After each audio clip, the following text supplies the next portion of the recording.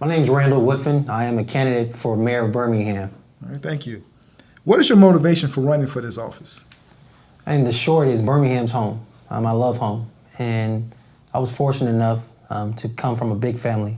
My mother's out of 8 children, my dad's out of 6. So when I say I've had family all over the city, I really mean that. And growing up, I've had a chance to experience so much. And the city's poured a lot into me. And so coming home 14 years ago, when I finished college, I've been intentional about making home better. I've been intentional about being in a public space of public service, whether it's working in Division of Youth Services, City Council, whether it's being a lawyer for the city since 2009, or even being a school board member. Everything I've done has been intentional about being in a space of giving back to home, making it better. So running for mayor, honestly, it's really no different. It is about being at the highest platform on the local level to say, what can I do not only to make home better, but to improve the quality of life of the people that live here. So my motivation really boils down to, this is home, make it better for everybody that lives here. All right, appreciate that. What do you believe is the role of mayor? I believe one is being a good steward of city's tax dollars. We're at about almost $500 million budget. So I'm responsible for how that money is being spent on behalf of people. So if I say as mayor I want to improve the quality of life of the people that live here, it boils down to, if people are putting in this money into this pot, how am I spending that money to give back to the city? Whether it's paving streets, curbs, sidewalks, lights, parks and libraries, or it's public safety in the sense of making sure we have adequate police force and our fire and public safety response time is adequate. Those are important roles. Even from the standpoint of personnel, the services the city provides. For anybody that's a small business owner and have to interact with the city, whether it's having engaging people and representing people, I think that's the most important thing. But let me say this. As mayor, one of the most important roles I have is actually having a vision for the city of Birmingham. And with that vision, it's important that I have a detailed plan around investing and supporting education from the mayor's office, investing in a real public safety plan, as well as engaging small business owners in the best way because they make up the bulk of our tax base, and figuring out a way to have real neighborhood revitalization because I represent all 23 communities, all 99 neighborhoods. I can't do that without the council help. So the other role is the ceremonial role, as well as getting in the trenches with the city council, because we all represent the same people, making sure we move the city forward. Okay. You're in the runoff right now. Yeah. What distinguishes you from the other candidate? I think I shared with somebody earlier today, William Bell's been at City Hall since 1979. This is his 8th time running for mayor. He's seeking a 3rd term. I think the mayor's on cruise control. I think he's behind the seat of the driver's seat, but with no sense of direction, not necessarily trying to get us anywhere.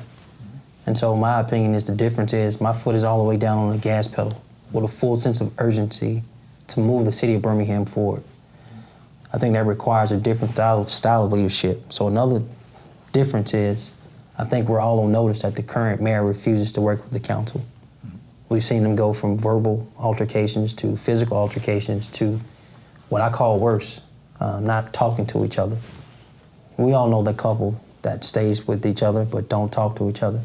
That's not healthy in a personal relationship. It's definitely not healthy in a professional space of public service.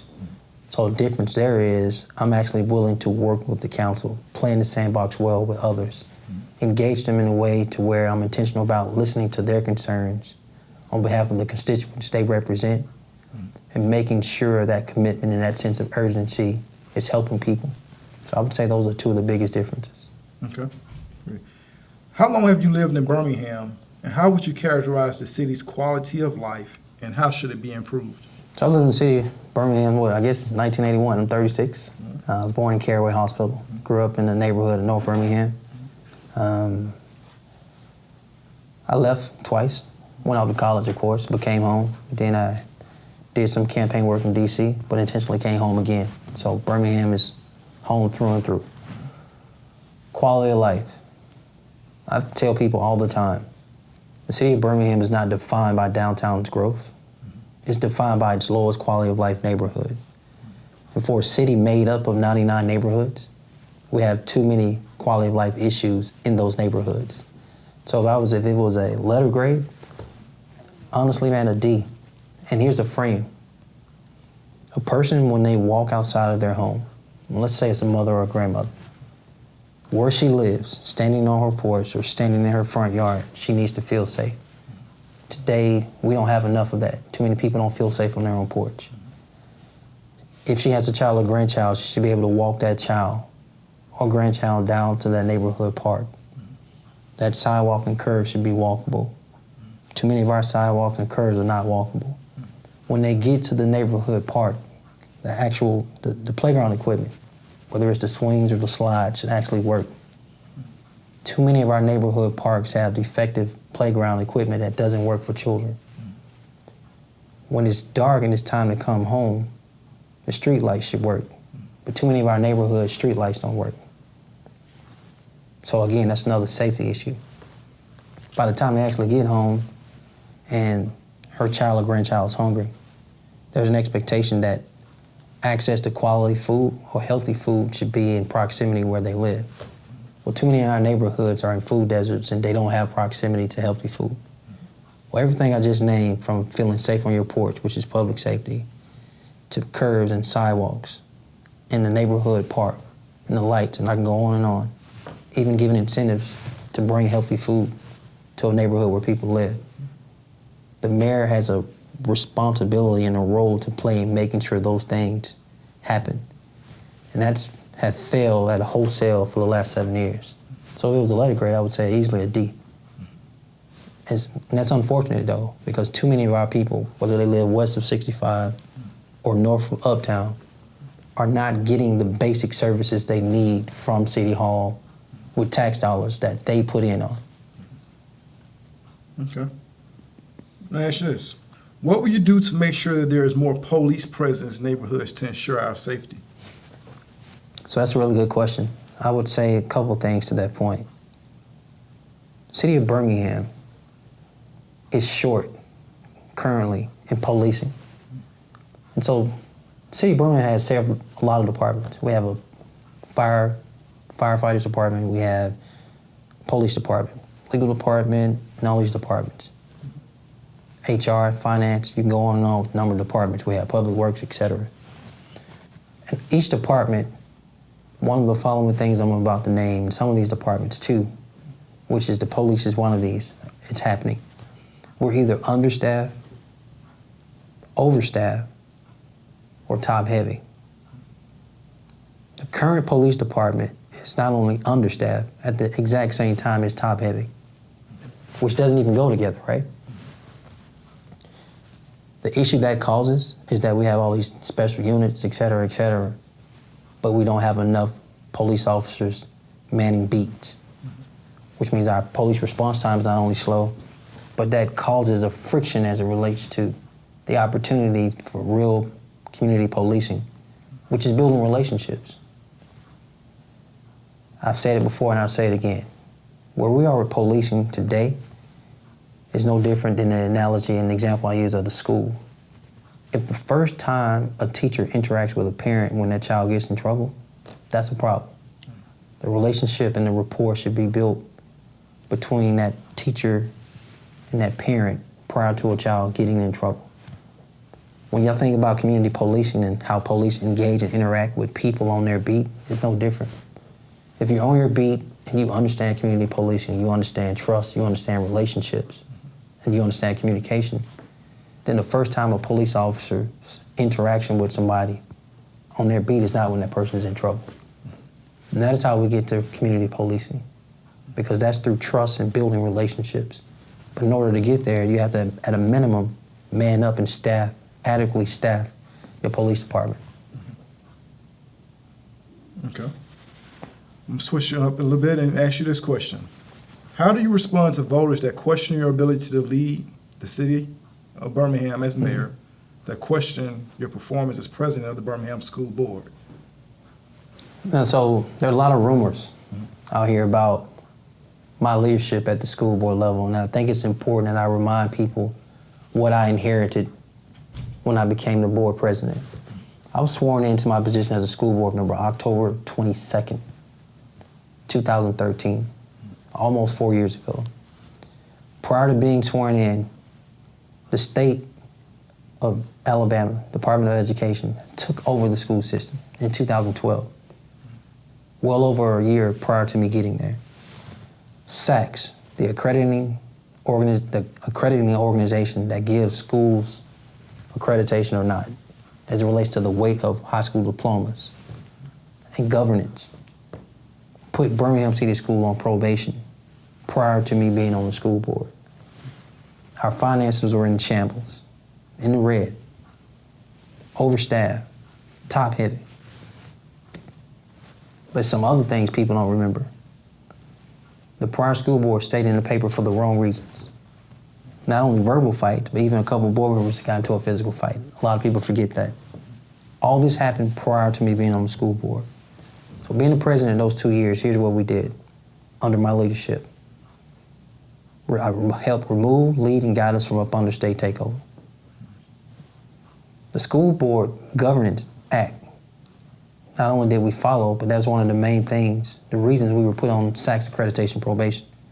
Not for academics, not for finance, but for board governance, which said we had a leadership crisis at the school board level.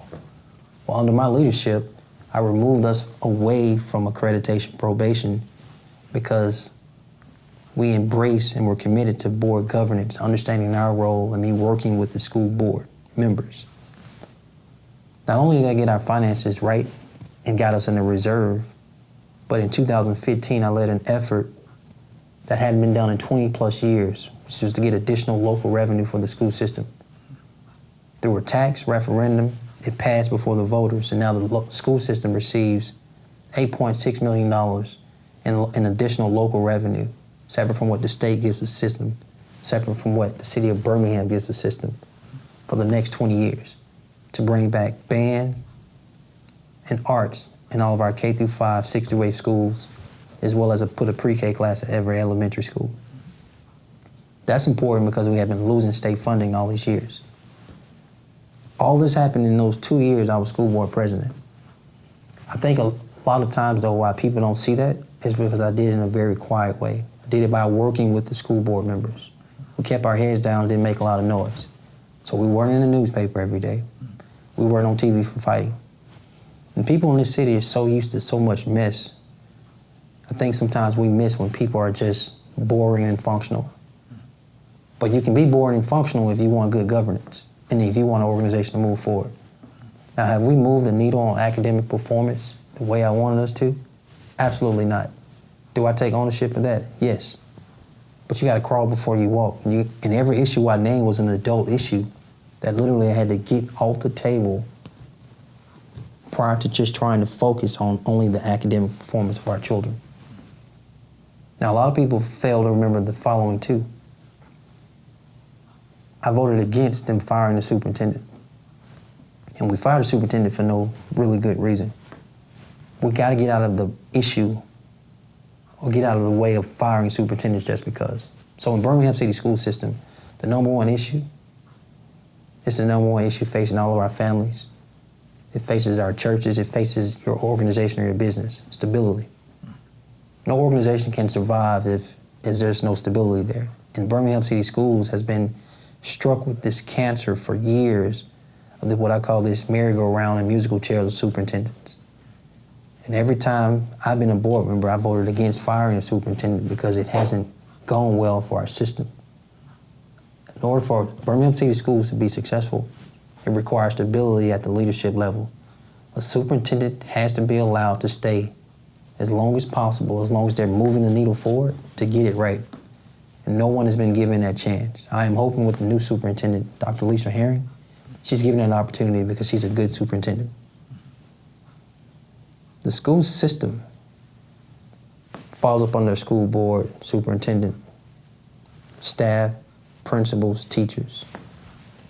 Everybody has to play their part. So if this school system is this table right here and it's sitting on 4 legs, the school board's in that corner, with the superintendent. Teachers are in this corner, parents are in that corner, children are in that corner. If one of them don't do their part, this table can't stand. The school board has to do its part, but there's an expectation that everybody else has to as well. Okay. You mentioned faith in your last response to the question I just asked. So what impact will your faith have on the performance of the duties of mayor? You know, I guess I'm pausing to think on that because that's not just some ready-made answer. I think for me is I'm a pretty calm, cool person. But I think faith keeps me grounded. Like, I think it's important when you're in a leadership position. Like, my hands are how I have them positioned right now, represent my feet being firmly planted and remaining on the ground. That a lot of times people lose themselves in position. They get caught up in, quote, power, or they get caught up in the fame and the hype, and they fail to remember or commit right here why they're doing this. I think for me is too many people hurting in Birmingham, too much crime, too much homelessness, too much health issues, even dealing in North Birmingham, and too many quality of life issues. So for me, spiritual guidance, prayer, even meditation keeps me in the space of remaining grounded. It's not something I brag about. It's not something I wave in everybody's face, my faith. But it's something that I'm steady in my corner to keep me grounded. So I think it'll play a pivotal role, actually. You just mentioned something in regards to what's happening in North Birmingham.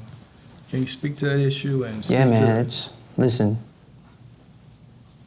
I'm trying to figure out where to start. I think if anybody's looking at this, my face has probably changed, my facial expression. Part of me is very mad and frustrated about what's happening there. It's not like it's new, right? But if I'm saying I want to represent you as an elected official, you have certain expectations of me that's exactly what I'm supposed to do. And we've had a breach in that leadership with a state representative who has agreed to plead guilty in what I'm calling hurting people. So I grew up in North Birmingham. My auntie Rose lives in Collegeville. She was a custodian 28 years in Collegeville. She went from the public housing projects to a Habitat house right in front of the old Hudson. All you gotta do is drive through Collegeville now to see how people are living. A neighborhood that's in the floodplain, surrounded by train tracks, surrounded by industry. And people are physically hurting, real health issues. What's happened there between some of those companies and elected officials working on behalf of those companies instead of working on behalf of people, hey man, they deserve a special place, somewhere that I'm not gonna call heaven, all right? And in that space, we need elected officials fighting on behalf of the people who live in North Birmingham to make sure whatever issues that are affecting their soil, affecting their property, affecting their children, affecting their health, we're fighting for. Because right now they're losing. And we don't need any elected officials that are in space supporting those families losing. Mm-hmm. That's Okay. the short version. I understand. That's the short, calm version. I understand. You seem very passionate about that. Yeah, man. Yeah. Let me ask you this. What is the city's biggest challenge, and how do you plan on tackling it? I think the city's biggest challenge is poverty. And at the intersection of poverty is every other issue we can talk about. Crime, investing in our youngest generation, employment opportunities, education. I can go on and on. Right now we got a generation where they are looking for people to invest in them. And if we don't invest, they'll exercise the option of doing something that's not in their best interest, which will eventually hurt themselves or hurt others. And that's where our crime gets kind of out of whack. The city's role is several-fold. We don't necessarily need a violence reduction initiative. What we need is a poverty reduction initiative. Because if we're fighting poverty, then you're fighting crime. And if you're fighting poverty, then we're finding a way to be intentional about putting people to work. If we're fighting poverty, then we're making our libraries and our recreational centers safe havens for our young people. If we're fighting poverty, then we're intentional about workforce development and workforce training. Because it's all about finding a way to give people an opportunity. Right now, poverty has a grip on this city, which allows crime to have a grip on this city. And so we're going to alleviate crime, we're going to put people to work, if we're going to make education work, if we're going to invest in families, then it's really about addressing and tackling poverty head on. I see that as the biggest issue. Okay. So you just mentioned about poverty. Now, you've spoken out quite a bit in reference to crime. Your family was recently affected by crime. How did that affect you and your family and how you view the city of Birmingham? Well, I don't view my family as being special, to be honest with you. I think we're grieving. Personally, I don't even know if I've had a chance to process my nephew's death. If anything, what's similar to 5 years ago when my brother was murdered is I haven't had a chance to sleep. I've tried to sleep, right? I can tell you that there are way too many grieving families in this city. If you just look at the 100+ murders last year that ripped the 100+ families apart, we're right at 70 now, right? So in a almost 2-year span, 170 murders. We do have a crime problem. You can't just have a press conference about it because it's bad for you when you're running for office because too many people are dying. You have to actually have a public safety plan to say, what are we prepared to do as a community? And as mayor leading the city in our community, what will allow us to figure out a way to make young boys put guns down? Like put guns out of their hand. It's gonna have to be replaced with something. And I can tell you the guy that killed my nephew, he knew the guy, so this wasn't some random killing. I can also tell you that looking at a lot of the murders across the city this year, these people they know their killer. So something's happening that we got to take a deeper dive into to figure out how to solve. What I can say is if we as a city and as men across the city don't take the time to wrap our arms around our young boys, we're going to lose them. We've lost too many. Losing my nephew, I'm not alone. There's too many people who lost their family members. We got to do something differently in that aspect because it's a cancer to the city, man. It's literally killing all of us. It's hurting us. You can't say you want to move your city forward. You can't say you want your city to progress. And we're comfortable with 17, 18-year-olds down in the street in broad daylight. Doesn't work. Okay.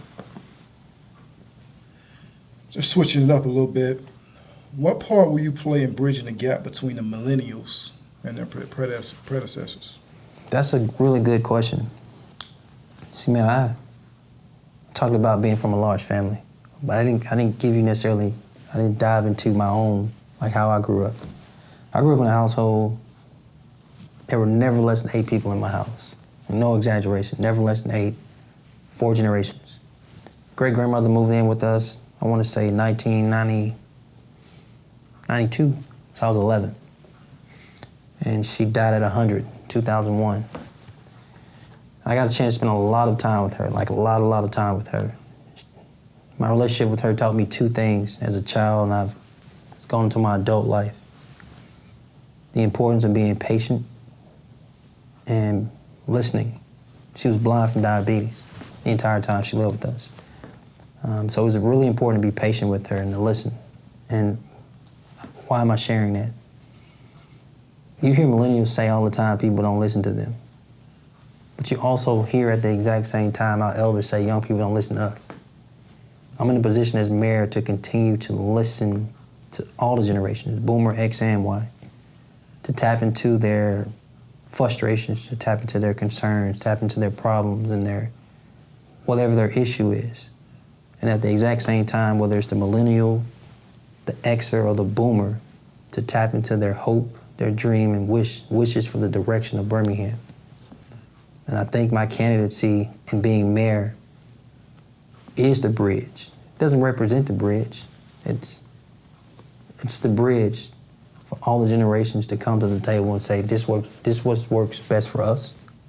This what works best for Birmingham. Okay. I'm going to read this question here.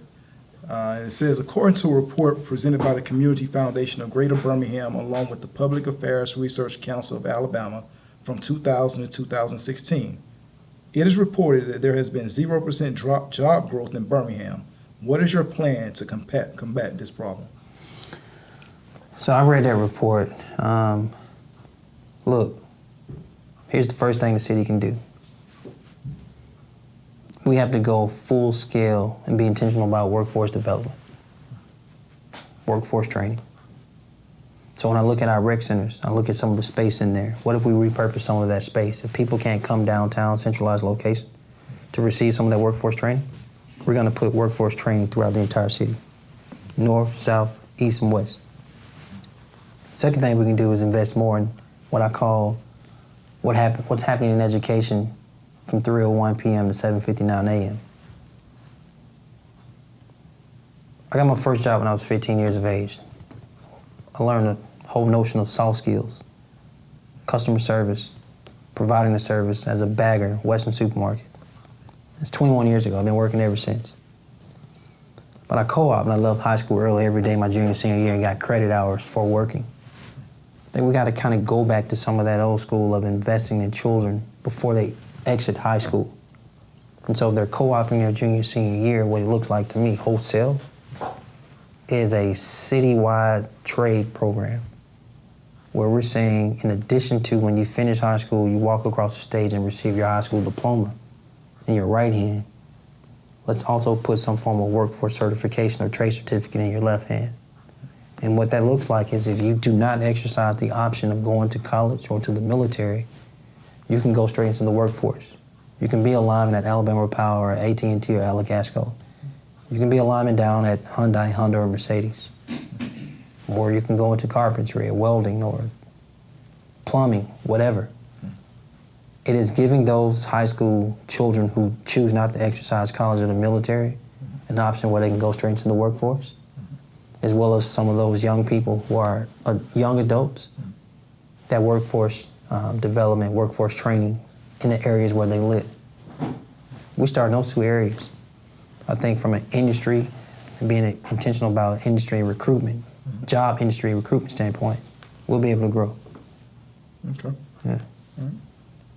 What is something the council has done or approved within the last fiscal year that you disagree with, and why? LaShonda Scales, Stephen Hoyt, Sheila Tyson. You know why they won their seats hands down? Probably because they go to bat for the people they represent every day. I look forward to working with them. I'm just using them three as an example. They're doing something right because the people have spoken.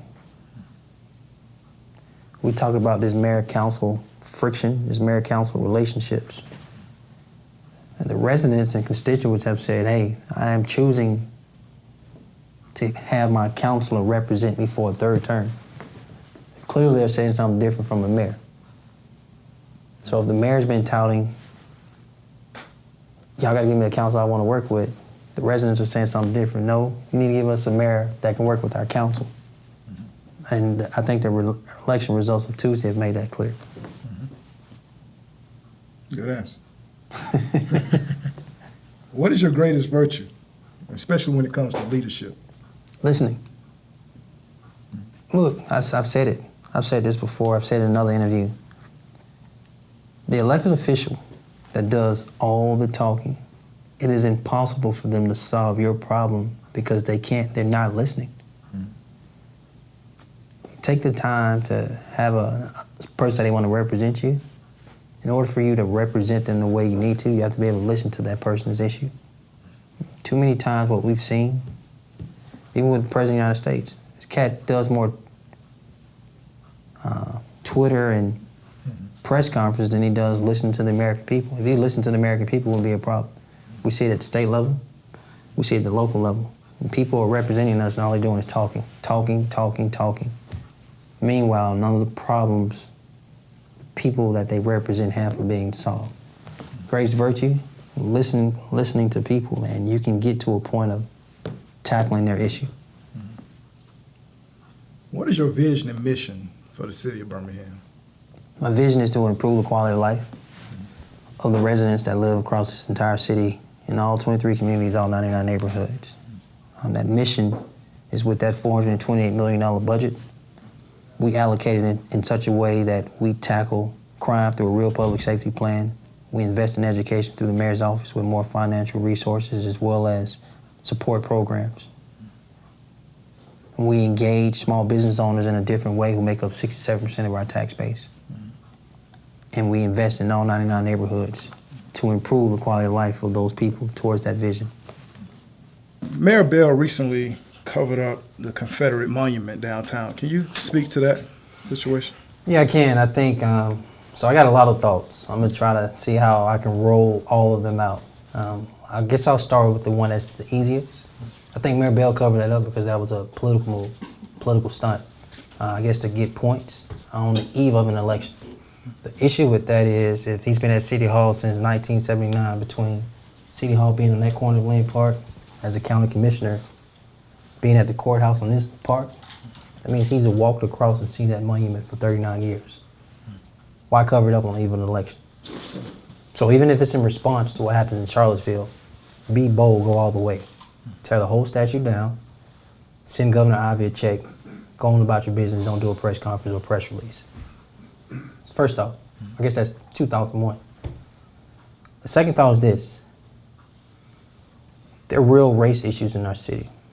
I think this issue gives us an opportunity to have not only a dialogue, but to move on this topic of racial tension, whether it's in America or in Birmingham. The third thing I will say is this. I think it's time to stop what I call pimping the civil rights movement. Real issues took place in this city. And you can't always be about shine towards I'm in a position to talk on what happened and not embrace in 2017 a full generation of young folks who've never even stepped foot into 16th Street Church or the Civil Rights Museum. So some of that has to be a bridge of connecting what happened then to investing in the young generation now, so the same mistakes aren't made, putting Charlottesville and or covering up this monument in context. And I think that context is missing. Because that was more political than doing the right thing, if that makes any sense. So you can't be and or have a national conversation on MSNBC or CNN saying, this is wrong, this is why I cover it up. And then in front of local stations and in local news saying, I'm covering it up so it won't be vandalized. That's talking out of both sides of your mouth. My thoughts. Your thoughts. I appreciate that. All right, now, Randall, what we're going to do is going to have some questions come from members of the Gatekeepers Association, okay? All right. How you doing? How would you respond to people in the community that may be concerned about maybe your lack of governmental experience? So I was telling somebody earlier, I've been in and above engaging City Hall since 2003. It's what, 14 years ago.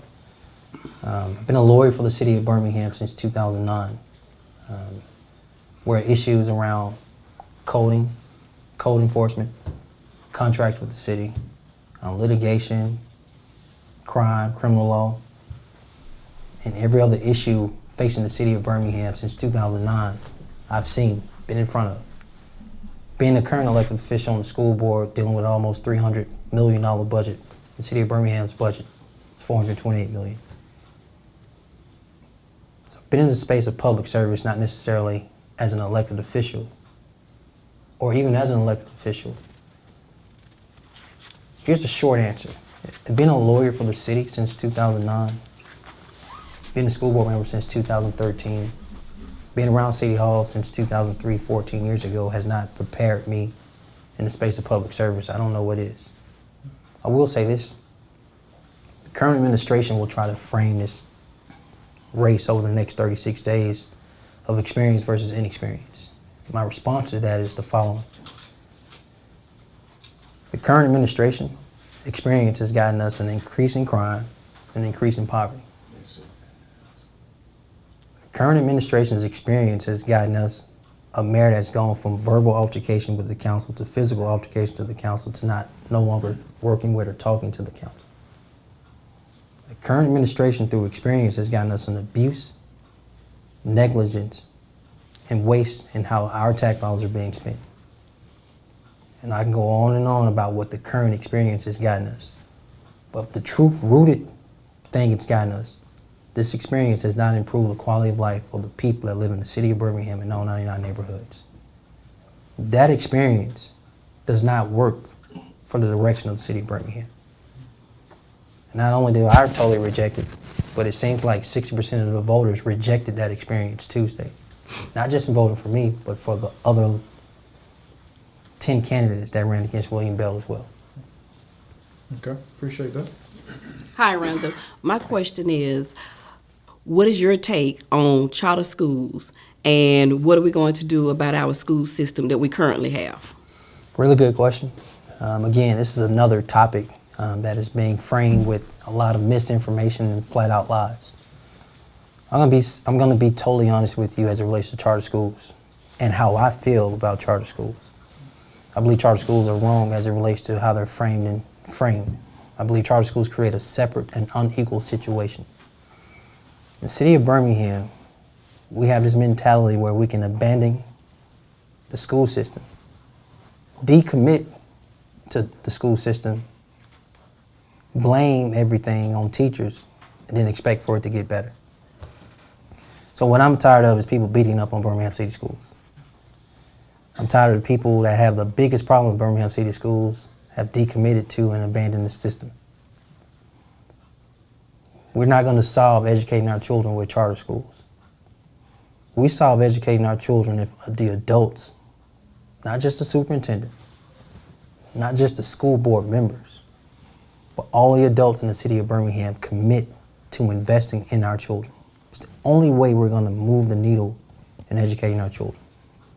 Now, my fundamental belief in what I think about education, I don't think the issue is rooted in from 8 a.m. to 3 p.m. when children are in school. I really believe it's rooted in from 3:01 p.m. to 7:59 a.m. when our children are not in school. What's the mayor's role in investing in education is the real question. We have to put early childhood learning centers throughout this entire city. We talk about a house being built. Well, we get it wrong if we put all this money into building the left side of the house, which is K through 5th, and the right side of the house, which is 6th through 8th, and the ceiling and the roof, which is 9th through 12th, and fail to invest in the foundation. But the foundation is not K through 5th. The foundation is from birth to 5 years of age, and that is the biggest gap in supporting and investing in our children in the city of Birmingham. And if we don't get the foundation right, it's kind of hard to have an expectation of a school system. So then it moves to what are we going to do for the children who are currently in our system not at grade level? That's where the mayor's role can have a say in what does summer enrichment look like to invest in every child that's not at grade level? What do those programs look like? You've heard me speak of earlier as it relates to investing in real workforce training and trade programs so where children can exercise the option of going straight into work if they choose not to go to college or the military. But another root issue in that topic, because this is a really important point, which is why my answer is so long. You can't have almost $500 million budget and give your school system less than 1% of that money and say you're concerned about education. The city of Huntsville with a $300 million budget gives its school system $20 million. The city of Birmingham with a $428 million budget gives its school system only $1.8 million. The current administration has failed at investing in and supporting education. Stop trying to blame everything on the school board. The current administration needs to check its priorities, and if it wants the city to grow, make educating our children a priority, maybe the #1 priority, and we can move the needle on anything as it relates to moving the city of Birmingham forward. Okay, appreciate that. You talk about, just a minute ago, you said the real work starts in school after 3 o'clock. And my question would be, what are your thoughts or ideas on after-school programs and specifically those that are geared toward the STEM curriculum? And so I 100% support STEM, right? That summer enrichment programs are the way to go. I think I was in Camp Birmingham as a child.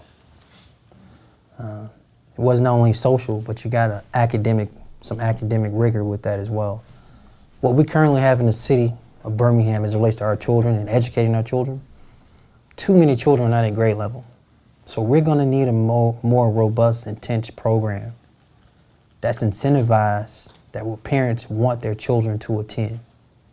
Right? You can't force children in the summer, right? The only incentive we currently have is if a child's failing and that parent doesn't want that child to repeat their grade, they try to make up in the summer. But the problem with that is, if I'm entering 6th grade and I'm reading on the fourth grade level, doing math on the 4th grade level, I've complete the 6th grade. I take 10 weeks off that summer, don't do anything. No summer enrichment programs, no STEM programs. No adult should have an expectation that when that child enters the 7th grade, that child will be at the 7th grade level. If when they enter the 6th grade, they were at the 4th grade level and they didn't do anything each summer, as well as they didn't get caught up that 6th grade year. What does that mean? Those 10 weeks off in the summer, we have to look at it a different way. It's gonna boil down to a real, robust summer enrichment program where we're saying the commitment here in big picture, at a minimum when they enter the next grade, they're at grade level. That does not exist today. Appreciate that. Randall, as mayor, why is it important to you and as to the citizens of Birmingham to retain public safety being police and fire in the confines of the city of Birmingham as opposed to, say, Inslee? Well, I think the easiest answer is that for any city in America, I'm unaware of any police headquarters not being in the city center. The police headquarters is the face of public safety as it relates to any issues dealing with and interact with the police force. Across America, that headquarters is usually city center. And for a city this big, let's just be honest, William Bell does not care about Inslee. I said the word earlier, pimp. I'll repeat it here. Don't all of a sudden care about downtown Inslee because it's an election year. You've had 7 years to invest in Inslee. It makes no sense to put $40 million into one building. If you're going to support Inslee, put $40 million into the entire neighborhood and community. Streets, curbs, sidewalks, lights. Get rid of all of the dilapidated houses and the overgrown lots of Inslee. Find a way to sue U.S. Steel for the Inslee yards and make that space shovel ready for a brownfield. Bring jobs to the area. Invest in the entire commercial corridor. Don't say because a judge sued the city because the city's been slum landlords, all of a sudden we can repurpose this space for a public safety facility. When you've been at the helm 7 years and you've had ample notice from a judge through nuisance abatement to do something about this building. Okay. Last question. Yes, so there's been a lot of rumors and speculations indicating that you were handpicked by Mayor Bell. Can you speak to that? Yeah, those are the same rumors that says if Bell and Wood's in a runoff, I would support Bell. It's just that, a rumor. I think I'd find it odd. I don't know where that rumor came from, all right, to be totally honest. But it's not true. And the look on Bell's face last Tuesday tells me that's not true. The reaction I've had from his supporters tells me that's not true.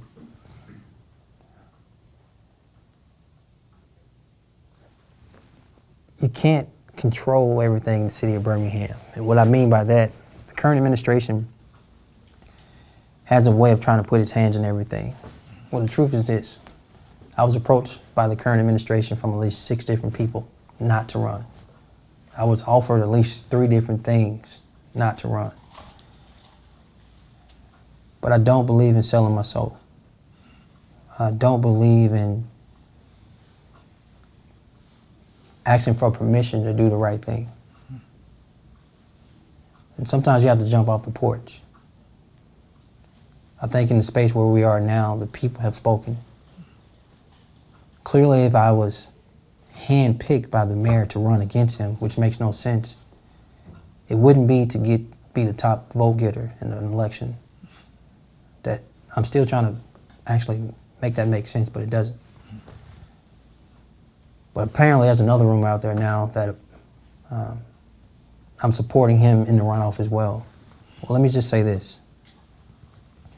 That would be pretty crazy. And it's just not true. Where we are now as a city, I think people are so used to being in the mud. We're so used to conspiracy theories and rumors that it's easy to fall victim to them. When what we've tried to do over the last year is say, hey, the current style of leadership doesn't work for us. And people have a choice 36 days away on October 3rd to say, we want a different style of leadership that has a vision and a direction for the city of Birmingham, that has a passion and commitment for helping people. And that sense of urgency is rooted in an actual plan with priorities to invest and support through those tax dollars to move the needle on improving the quality of life of the city of Birmingham. William Bell didn't handpick me to run against him because William Bell doesn't want what I just said to happen. Gotcha. Randall, we're 36 days away from the election, okay? Some people might view this 10 days before the election. Some might view it a day before the election. Can you look into this camera and tell the citizens of Birmingham why they should vote for you? I would hope you would vote for me because I am intentional about representing, helping, and fighting for you. That my commitment is to help improve your quality of life, not to enhance mine. That I'm intentional about actually working with the council because only working collectively with the council can we move the city forward. It's not a mayor against the council, it's a mayor with the council. I would hope you would vote for me because I have a sense of urgency of investing in all 99 neighborhoods, not just pocket growth in the city. I would hope you would vote for me because I'm intentional about if you are a small business owner, if you want to open your business, if you want to expand your business, if you want to smooth the process of your permitting process or renewing your business license, that you'll have a mayor that understands customer service and working and fighting to support your small business. I would hope you would vote for me because my commitment to your children and your grandchildren is steadfast, and together we can move this city forward on behalf of all generations.